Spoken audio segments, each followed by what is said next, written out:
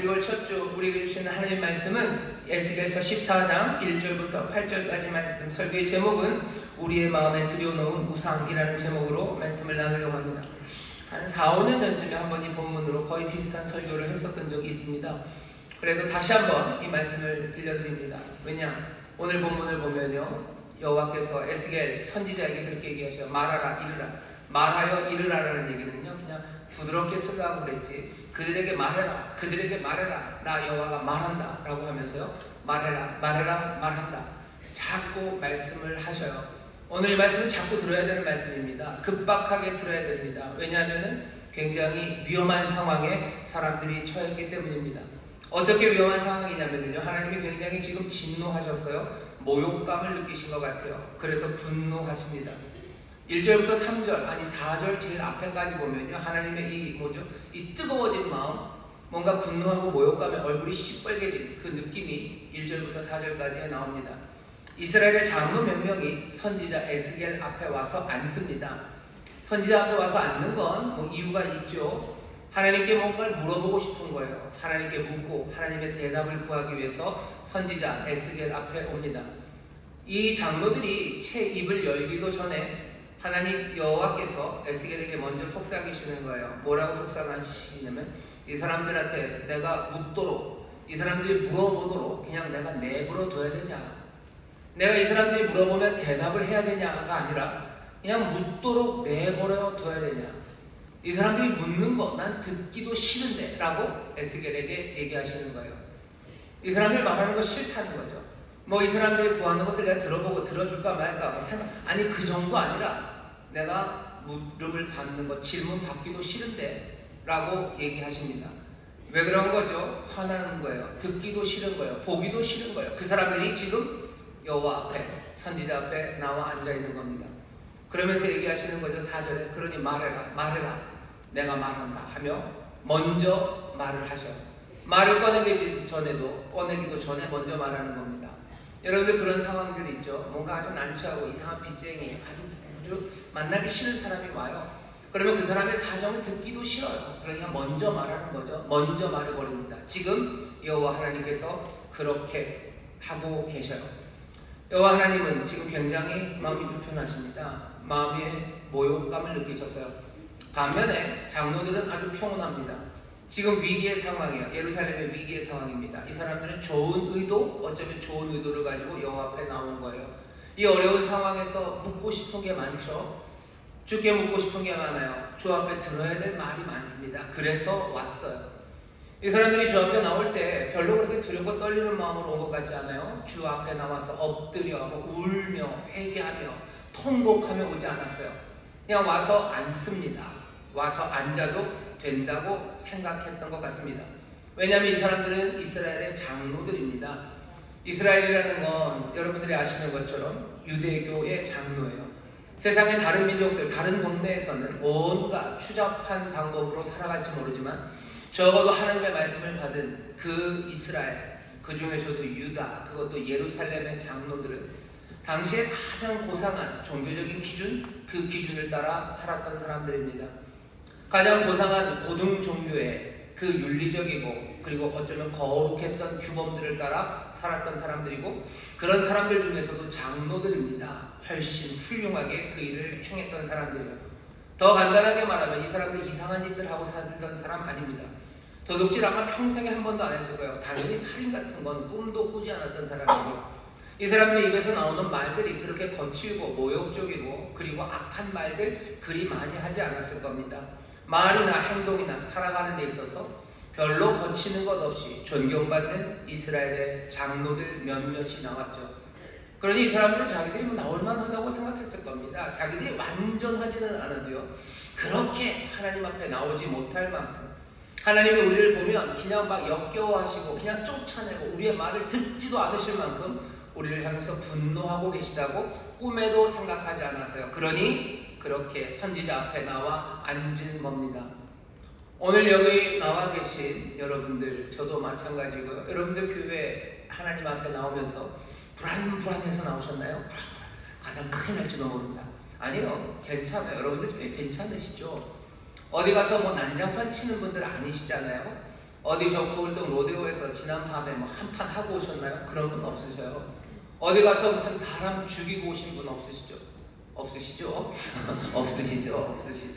어디 가서 뭐 어젯밤 무슨 아주 질펀하게 놀고 오신 분들 계셔요? 그런 분들 별로 없으세요. 여기 좀 안정되게 오셨어요.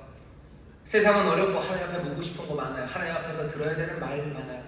하나님이 나에게 위로도 해주셔야 될 것 같고, 내가 나가야 될 길들을 하나님이 나에게 알려주셔야 될 것도 같고, 내 삶에 부족한 것들을 채우시기도 하셔야 될 것 같아서 우리는 지금 주님 앞에 나와 지금 앉아 있는 겁니다. 에스겔서에 있는 장로들도 딱 그래요. 딱 그렇습니다. 꽤나 괜찮은 사람들, 그 사람들이 하나님 앞에 뭔가를 구하기 위해서 나와 있어. 아무 문제 없는 것 같죠? 하지만 하나님 어떻게 화나셨어요? 왜 이렇게 화나셨어요? 하나님은 왜 이렇게 화가 나십니까? 화난 이유를 말해주라고 하시면서 그 화난 내용을 설명하시는데, 그것이 오늘 짧은 본문입니다. 1절부터 8절까지의 본문에 여호와께서 3번이나 이 얘기를 계속해서 이 말씀에 반복합니다. 3절에 한 번, 4절에 한 번, 7절에 한 번 같은 얘기를 계속해서 반복해요. 왜 그러시는가요? 사람들이 못 알아들을까봐 그러는 것 같아요. 그리고 또 이 말씀을 기억하도록 하시기 위해서 3번을 계속해서 말씀하시는 것 같아요. 많이 화가 나셨지만, 그 앞에 앉아있는 사람들에게 화가 났지만 이 사람들에게 들려줘야 되는 말씀이 있는 겁니다. 오늘 여러분들에게 하나님께서 들려주시고 싶은 말씀이 있어요. 우리에게 들려주셔야 되는 말씀을 3번이나 반복합니다. 똑같은 이야기예요. 뭐죠? 너희의 마음 안에, 오늘 설교 제목입니다. 우리의 마음에 들여놓은 우상이요. 너희의 마음에 우상을 들여놓았고, 너희 앞에 너희를 넘어져 죄로 빠지게 하는 것, 그 우상을 너희 앞에 세워놨다는 것. 마음에 세워놓은 우상, 너희들 눈앞에 있는 그 우상, 그게 싫다는 거죠. 그게 싫다. 마음에 우상을 세워놓고서 내 앞에 나와서 앉는 것, 그거 싫다고 지금 하나님께서 말씀하시는 겁니다. 오늘 우리는 그 말씀을 다시 한번 들어야 돼요. 여러분들 뭐 행동으로 죄 지은 거 별로 없으셔요. 그러니 복음을 전할 때 사람들에게 우리는 죄인입니다 라고 말하면 사람들이 잘 모르겠어요. 글쎄, 내가 그렇게 뭐 잘못 산 게 있긴 있겠지만 그래도 그렇게 죄인 같지는 않아요. 내가 그렇게 무슨 선을 넘은 적이 별로 없어요. 금을 밟은 적도 별로 없어요. 그리고 내가 선 넘고 금 밟은 거 있으면 그 어느 정도 다 처리했고요. 내 삶이 그렇게 죄의 행동들이 많지 않습니다. 형법을 어긴 적 별로 없어요. 그래서 검사 앞에 가본 적이 한 번도 없으셔요. 여러분 한 번도 없으시죠? 아니라고 생각하시는 분도 있어요. 괜찮습니다. 저도 한 번인가 가봐야 2번? 한 번. 형사들 앞에서 2번 갔습니다. 갑자기 여러분들이 저를 의심의 눈초리가 있는데, 사람들이 검사 만날 일 별로 없죠. 나는 평생 검사 만날 일 없고 나는 형사 만날 일 없는 사람인데 내가 무슨 죄인이냐고 사람들이 물어요. 여기 장로도 마찬가지입니다. 이스라엘의 장로들도 마찬가지였어요. 근데 하나님이 싫대요. 죄에 대해서 다시 한번 생각하셔야 됩니다. 하나님은 이 사람들을 죄인으로 봐요. 왜? 행동을 어겨서? 아닙니다. 아니에요. 그냥 아주 분명하게 얘기하셔요. 왜? 그 마음에 우상을 들여놓았기 때문입니다. 그 마음에 우상을 세워놓았기 때문입니다. 히브리 말로 하면 셋업이에요. 잘 세워놓은 거예요. 그냥 우리의 마음 어디인가에 우상이 굴러다니는 게 아니고요. 우상을 잘 세워놨습니다. 왜? 섬기려고. 우리의 눈앞에 있어요. 어디 저 뒷방에 있잖아요. 우리 눈앞에 우리를 넘어뜨리는 그것이 서 있어요. 그게 하나님을 분노하게 하시는 겁니다. 우리의 죄에 대해서 다시 한번 생각하셔야 돼요. 물론 하나님이 금하신 걸 내가 행하는 것, 그건 죄입니다. 하지만 그것만이 죄는 아닙니다. 그보다도 훨씬 더 근원적인 죄가 있어요. 그리고 그것에 대해서 하나님은 분명히 분노하시고 그것을 모욕으로 받아들이십니다. 여러분들 죄는 뭐라고 생각하십니까? 죄에 대한 설명이 많지만 죄는 삶의 의미를 하나님 말고 다른 것 위에 두는 것, 그것이 죄입니다. 관역, 하마티아라고 그러죠. 헬라어로 관역을 빗나가는 거예요. 제대로 되지 않았어요. 우리의 삶은 하나님, 내 주님 위에 서 있어야 되는데, 내 삶의 모든 의미는 주님 위에 가져다 놔야 되는데, 우리가 그것 말고 다른 데다가 내 삶의 의미를 세워놓는 것, 그것은 죄입니다. 그렇게 세워놓게 되는 그것들이 뭐예요? 우상입니다. 우상은 눈에 보이는 뭔가 흉측한, 아니면 눈에 보이는 아름다운 무슨 동상들, 아니면 돌로 새겨놓은 것, 나무로 만든 것, 그것만이 우상은 아닙니다. 우상은 뭐래요? 우리 마음에 새겨질 수 있어요. 우리 마음에 세워질 수 있어요. 그리고 우리 마음에 고이 내 마음에 자리 잡은 것, 그것이 우상입니다. 문제는 머리에 뿔 달린 악마가 아니에요. 저 광장에 세워진 흉측한 무언가가 아닙니다.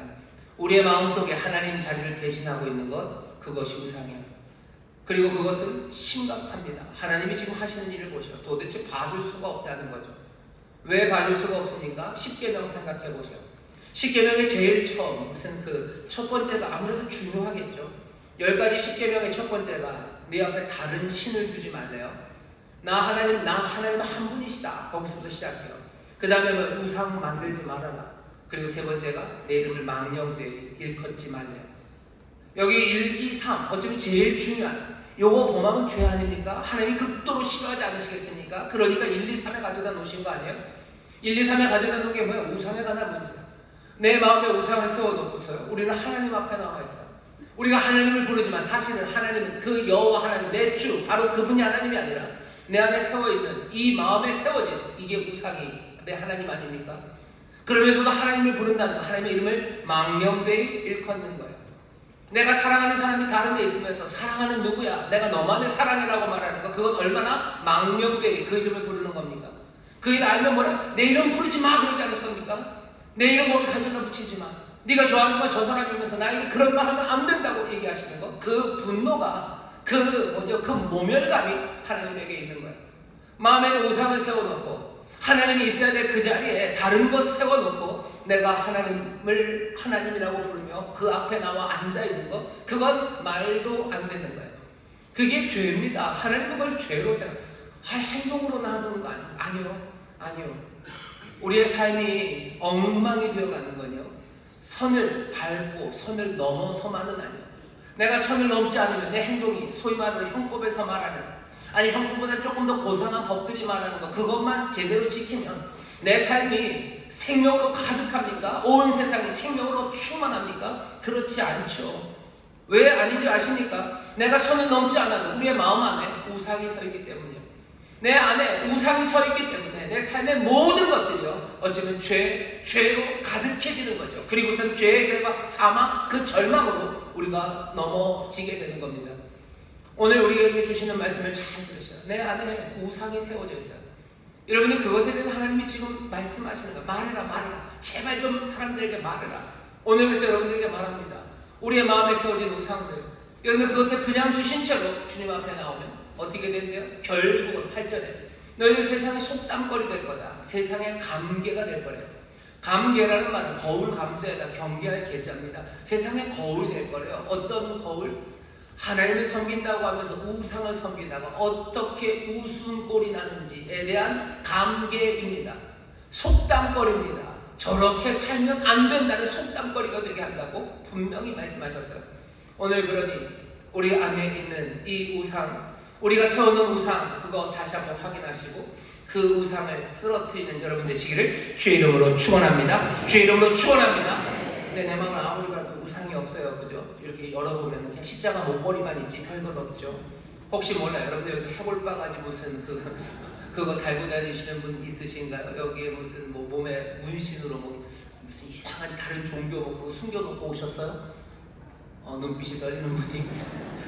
여러분들 내 안에 우상이 세워져 있는데 도대체 우상이 뭡니까? 우상은 무엇가 됐든지 하나님보다 더 중요한 것, 그것이 우상입니다. 내게 하나님보다 더 중요한 게 있어요. 내게 하나님보다 더 내 마음을 차지하는 게 있어요. 내 마음 가득히는 딴 게 있어요. 그리고 하나님은 여기 조금 있습니다. 내 삶에서 내 마음에서 하나님보다 더 무겁고 중요한 것이 있어요. 그럼 그게 우상이에요.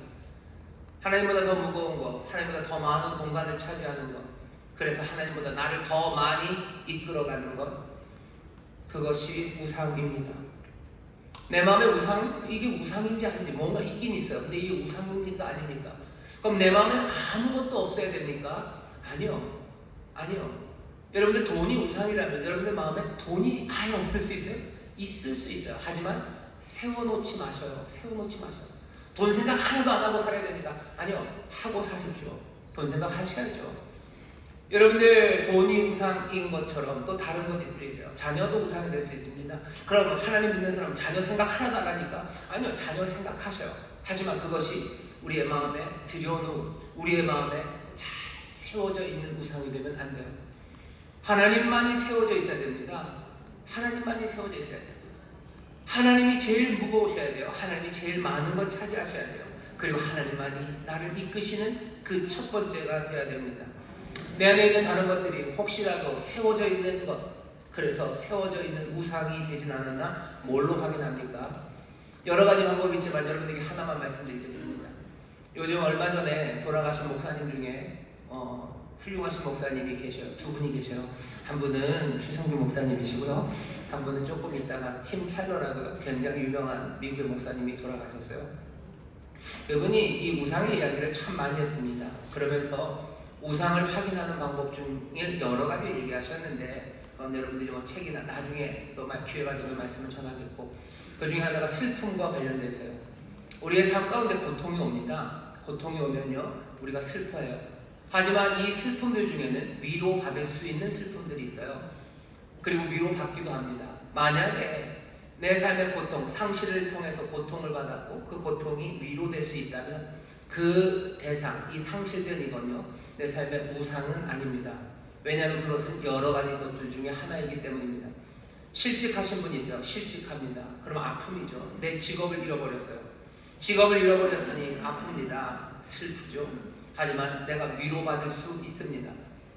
내 아내의 따뜻한 말 한마디가, 그리고 내 자녀들이 똘망똘망하게 아빠를 지지하는 그 마음이, 그리고 그 행동들이 나에게 위로가 돼요. 그럼 그 슬픔에서 회복될 수 있어요. 그러면 이 사람은 처음서부터 이 직업이라는 게, 직업을 통해서 얻을 수 있었던 지위 아니면 힘, 그리고 그 재물이 이 사람에게 우상은 아니었던 거예요.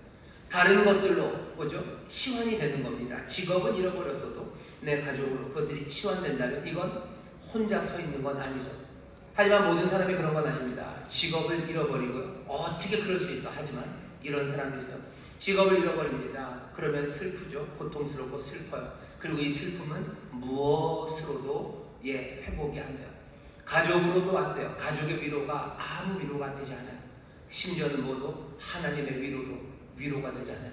하나님 말씀 들리지 않아요. 교회 나오기도 싫어요. 나에게 왜 이런 일을 했는지 하나님이 미워요. 하나님 꼴도 보기도 싫어요. 이 사람 뭡니까? 직업을 통해서 얻었던 그 지위와 힘과, 그리고 어쩌면 그 부요함이 이 사람에게 우상이었던 거예요. 이게 궁극적이기 때문에, 이게 무엇보다도 제일 높은 것이었기 때문에 그래요. 그러니 이게 무너지고 나면 이것들을 뭔가 보충할 수 있는 건 아무것도 없습니다. 슬픔에서 멈춘다면, 그래서 위로받을 수 있는 무엇들이었다면 그건 우상이 아니에요. 하지만 절망으로 우리를 이끌어가는 것, 이것이 도저히 위로가 안 되고 절망으로 나를 몰아간다면 바로 그것, 잃어버렸던 그것은 내 우상인 겁니다. 내 배우자가 우상인 사람이 있어요. 내 남편이 우상인 사람이 있어요. 남편 사랑하는 건 좋아요. 남편 사랑하는 건 좋아요. 내 마음 안에 남편 사랑이 있어야 됩니다. 그게 없으면 문제예요. 하지만 남편 사랑이 내 삶에 뭐가 돼요? 우상으로 세워져요. 그러니 내 남편이 나보다 먼저 갔던지, 아니면 내 남편이, 그렇게 내가 사랑하고 떠받았던 내 남편이 나를 대신했어요. 알고 봤더니 이 남자가 집이 여기만 있는 게 아니에요. 여러 군데 집이 있어요. 그러면 어떻게 됩니까? 이건 고통이에요. 아픔이죠. 이 슬픔 가운데 어떻게 위로받습니까? 이 위로를 내 사랑하는 자녀들에게라도 위로를 받는다면, 아니면 내 자녀가 안 된다면 마지막 남아있는 거죠. 하나님의 말씀에서, 주님의 은혜에서 내가 위로를 받는다면 나는 내 남편이 내 삶의 우상은 아니었던 거예요. 하지만 이게 무엇으로도 위로가 안 됩니다. 이 슬픔에서 헤어나올 수가 없어요. 절망이요. 살고 싶지 않아요. 하나님의 말씀, 그것으로 내게 위로가 되겠습니까? 하나님의 말씀 위로가 되지 않아요. 주님이 나와 함께 하시는 거예요. 그게 뭐냐는 거죠. 그거 듣기도 싫은 거예요. 그런 거죠. 그 분의 삶 가운데 남편은 자기의 우상이었던 거예요. 그게 내 삶에 하나님보다 더 중요했던 거예요. 그게 내 삶에 하나님보다 더 많은 공간을 차지한 거예요. 그것이, 그 남편이 내 삶을 하나님보다 더 많이 이끌어갔던 거예요. 남편이 우상인 사람이 있어요. 자녀가 우상인 사람이 있어요. 여러분들 잘 생각해 보세요. 내가 그 슬픔이 절망까지로 가게 하는 그것이 있다면 나는 그것을 하나님 대신에 우상으로 내 안에 세워놨던 겁니다. 우상 세운 사람들은 그래서 위험해요. 왜? 세상 모든 것들은 흔들립니다. 세상 모든 것들은 흔들려요. 내가 우상으로 세워놨어요. 내가 세워놨어요. 흔들리면 넘어집니다. 흔들리면 넘어져요. 아주 재수가 좋아서 흔들리지 않아서 내가 그것들을 딱 잡았다고 칩시다. 문제는 거기가 더 심각해요. 내가 그것을 잡았는데 내 삶에 여전히 비어있는 것이 있기 때문입니다. 내가 내 자녀가 최고인 줄 알았어요. 그리고 내 자녀들은 정말로 잘 자랐고요. 내 자녀들은 나에게 정말로 좋은 거 잘해줍니다. 그러니 내 사랑이 대답을 받은 것 같아요. 하지만 그것으로 내 삶의 모든 것이 다 채워지던가 하는 겁니다. 부유함을 따라가던 사람이 있어요. 부유함을 따라가다가 망해서 절망으로 빠지는 게 아니라 정말로 승승장구해서 부유함을 다 가졌습니다. 부유함을 다 가졌어요. 어쩌면 그게 더 슬퍼요. 다 가졌는데 그러고 나서 만족하던가요? 쾌락이 내 삶의 목적이었어요.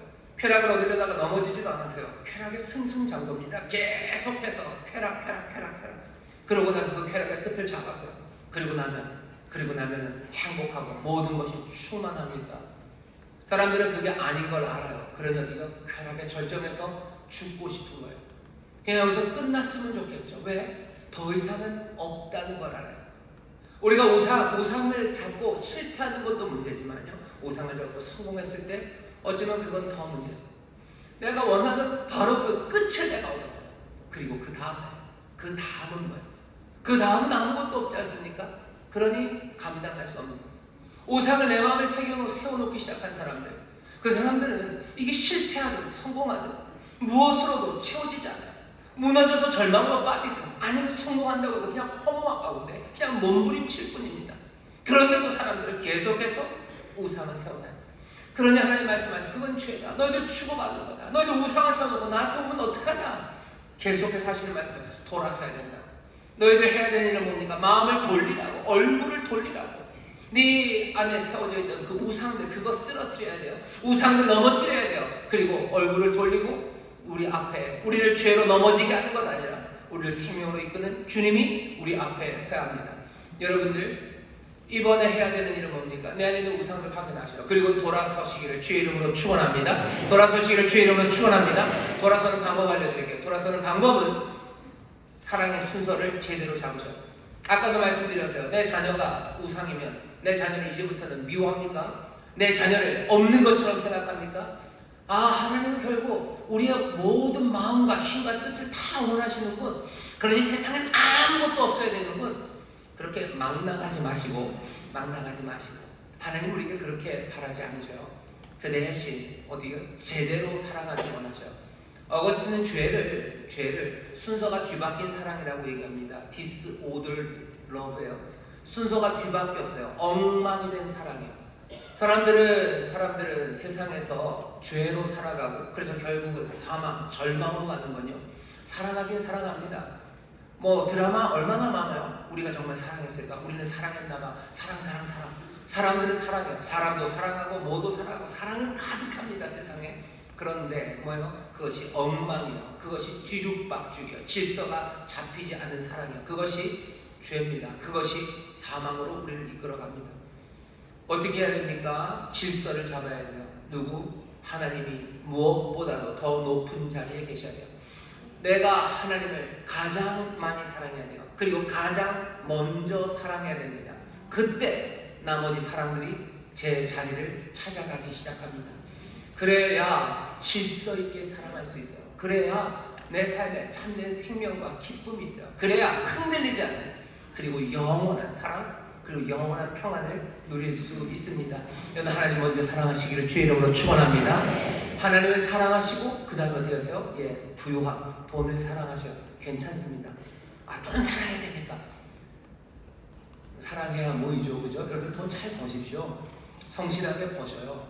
내 자녀들을 위해서, 또 선한 일을 위해서요. 돈을 미워할 수는 없어요. 재물 사랑하셔요. 하지만 하나님 사랑하셔요. 그리고 그 아래서 하는 거예요. 그러다 보면 실패할 때도 있습니다. 실패하면 절망하나요? 아니, 절망하지 않아요. 사랑하는 하나님, 하나님의 사랑이, 하나님의 은혜가 나와 함께해요. 나는 거기서 절망하지 않습니다. 나를 망치게 했던 사람들, 나를 돈 못 벌게 했던 나쁜 사장님들, 아니면 나쁜 종업원들 용서할 수 있어요. 근데 내가 이 돈이 내 우상이 되어버리고 그것만이 내 사랑일 때 그것들이 망쳐지면 어떡합니까? 죽어도 용서 못해요. 죽어도 용서 못해요. 치를 떠는 거예요. 하지만 하나님 사랑이 먼저면 내가 넘어져도 용서할 수 있어요. 내가 잘못해도 내가 다시 한번 소망을 가지고 일어설 수 있습니다. 자녀를 향한 사랑도 마찬가지. 자녀 사랑하십시오. 아주 하나님이 말씀하신 성령의 방법대로 뜨겁게 사랑하셔요. 하지만 이 사랑은 하나님의 사랑 아래 있어야 돼요. 자녀가 그래서 여러분들 배신해도 나는 절망하지 않아. 인생 다 살고 내 인생 끝장인 것처럼 절망에 빠져들어가지 않아. 자녀들이 배신하지 않았으면 좋겠지만 아니 자녀들이 몇 명이나 되겠습니까? 실망시키지 않는 자녀들이 얼마나 많겠어요. 하지만 내 자녀가 내 우상이 돼서 내가 내 자녀들을 그렇게 사랑했다면 우리는 꽤나 많이 슬퍼할 거예요. 꽤나 많이 절망할 겁니다. 용서 못하는 자녀들 얼마나 많아요. 이 녀석 내가 죽어도 용서 못하는 자녀들이 얼마나 많아요. 왜? 그 사랑만 홀로 서 있었기 때문이에요.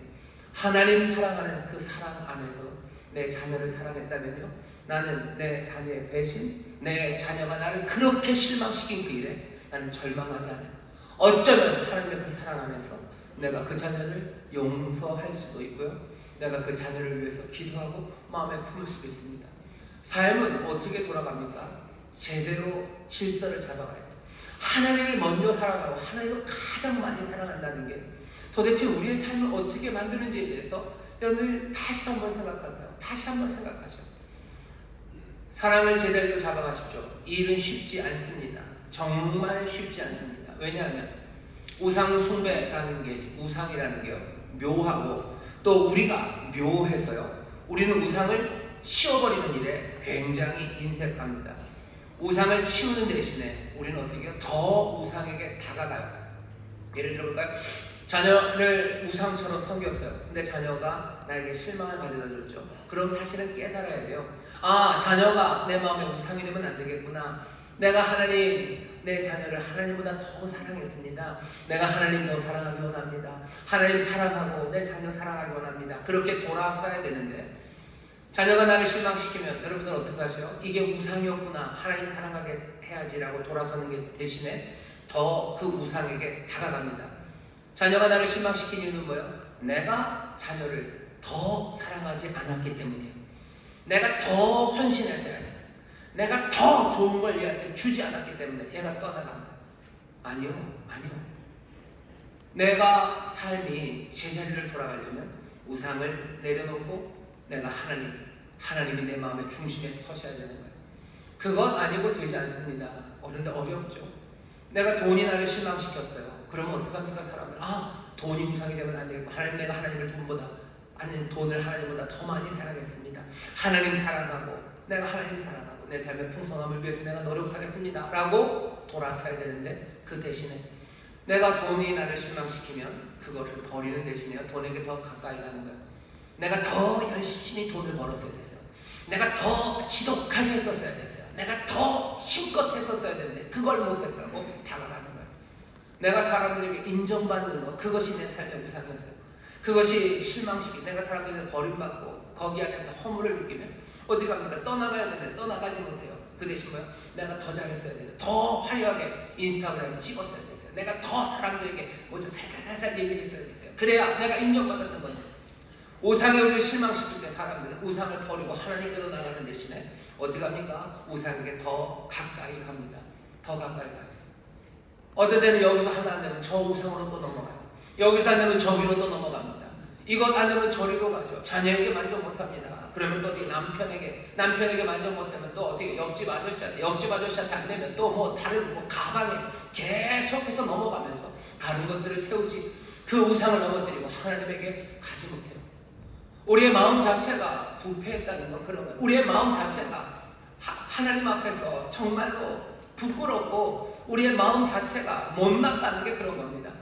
말이 안 되면 거기서 접었어야죠. 이게 아니구나 싶으면 하나님, 이게 진리의 말씀, 말하라 내가 말한다라고 이 말씀을 우리에게 들리는데도 우리는 그렇게 못하고 계속해서 우상에게 더 가까이, 아니면 이 우상에서 저 우상으로 점점점 돌아다니는 그 슬픈 삶을 살아갑니다. 우리 안에 세워진 우상들은 제가 넘어뜨리기가 어려워요. 넘어지지 않습니다. 어떻게 해야 합니까? 회개하라고 얘기하시고 돌아서라고 얘기하시고 네 눈앞에서 그것들을 이제 넘어뜨려라라고 얘기하시는데 그게 안 됩니다. 어떻게 합니까? 우리가 하는 방법 하나는 이 방법입니다. 오늘 우리에게 주시는 하나님의 은혜를 다시 한번 생각해 보셔요.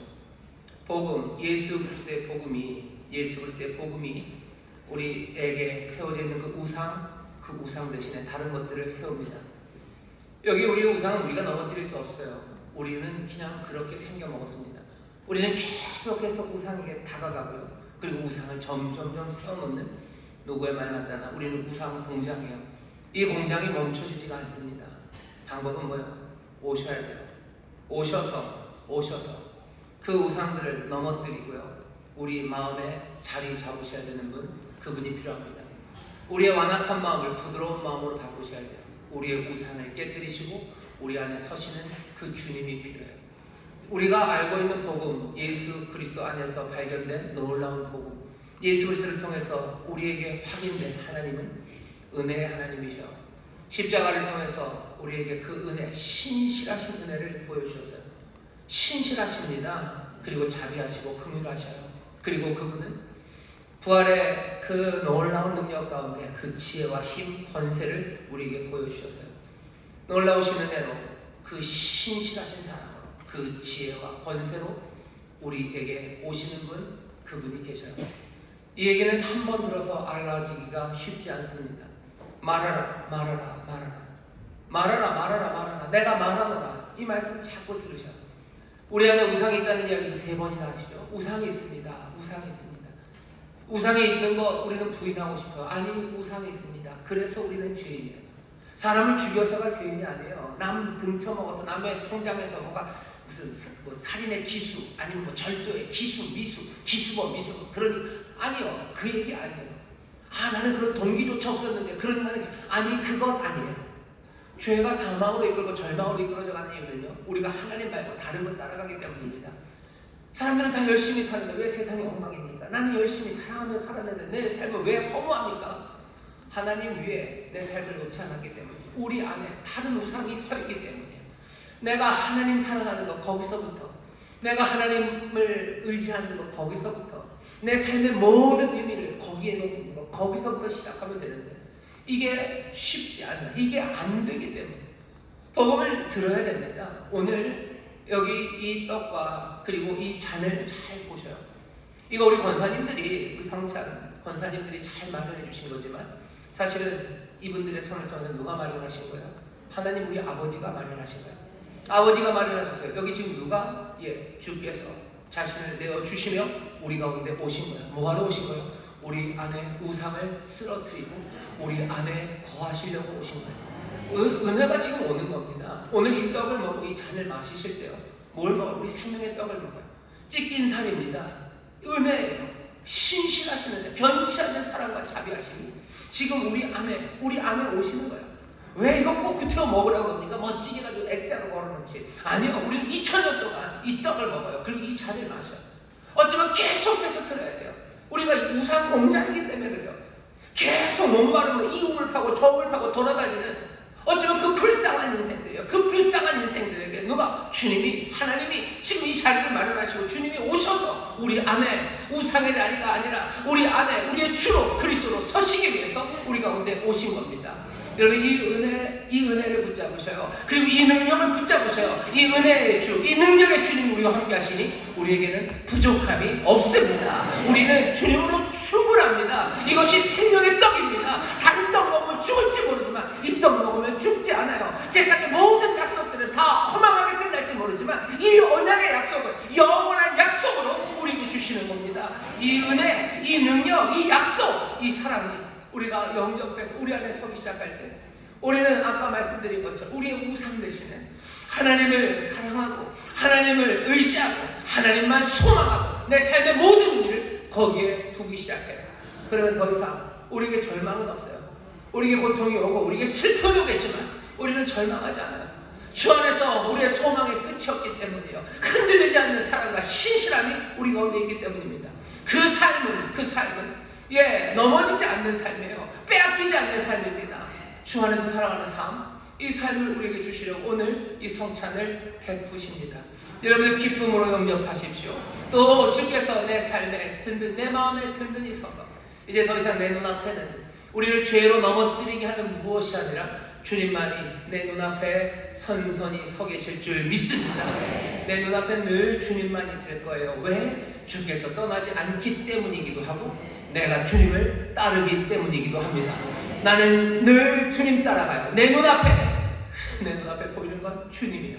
주님 병 하고 사라지지 않으시고 내가 따라오지 못할 정도로 도망가지 않으시고 늘 내 눈앞에서 오라 하며 생명의 길로 인도하시는 주님, 그 주님 따라 걸으시고 내 마음의 중심의 모든 문상을 다 쓰러뜨리시며 우리의 주로 오시는 그분을 영접하셔서 여러분들 정말로 주 앞에 앉아 주께 묻고 응답을 받고